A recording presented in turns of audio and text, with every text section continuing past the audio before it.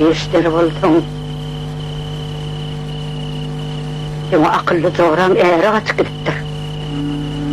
O tulan kaç gittiğinden sen haberli miydin? Nereden bileyim ya? Bilmezdim. Bilmeyen oldun şu at sokun karadaşı al olu oturman örgü yoktan geliyordun. Bekle gözümü ölürtmedi. Hiç vaat bilem yok men.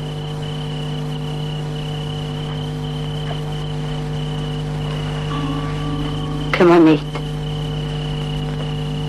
Ayıp da bilen oldun. Bilem yok men. İyilsen bilemoğunu bilmez. Otur kartı çal tapar dedi. Ola ol, melide adım illürdüm tabiat. Dur bakali, en tepkidatlığın himmetini teni unekar ederler. Şu tulağını kaçırınım teni yerler. Ayıtmasan ayıtman istene.